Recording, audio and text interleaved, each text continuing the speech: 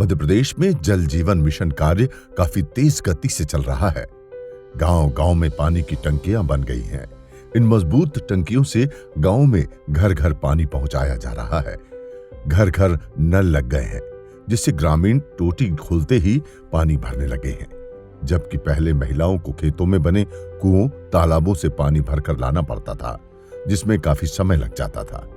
अब घर पर नल लगने से वे अपना समय दूसरे कार्यों में लगाने लगी हैं। महिलाएं अब व्यापार व्यवसाय में भी हाथ आजमा रही हैं। डिजिटल इंडिया का ग्रामीण रूप गांव में देखा जा सकता है। महिलाएं ऑनलाइन जन सेवा केंद्र संचालित कर रही हैं।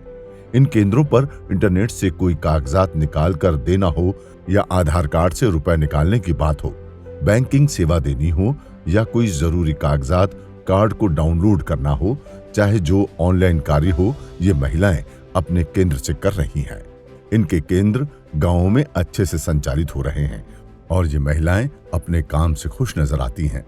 अभी पानी जो हमारे गांव में रेगुलर आ रहा है, उसकी वजह से हमें बहुत समय मिल रहा है, जिसकी वजह से हम हमारा जो समय है वो हम हमारे पांव पे आत्मनिर्भर बन रहे हैं। जो महिलाएं सशक्त हो रही है, डिजिटल इंडिया हुआ तब से हमारा जो समय पानी की वजह से बच रहा है, उससे मैंने कियोस्क का सेंटर खोला है और उसी की वजह से हम डिजिटल की ओर आगे बढ़ रहे हैं। गाँव में किराने की दुकान पर भी महिलाएं बैठने लगी हैं।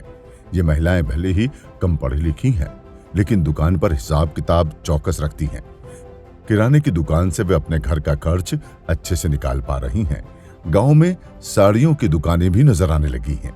ये घरेलू महिलाएं साड़ियों के व्यवसाय में इतनी पारंगत हो गई हैं कि जब कोई ग्राहक आता है तो वे बाकायदा उसका मनमाफिक सामान देने का पूरा प्रयास करती हैं।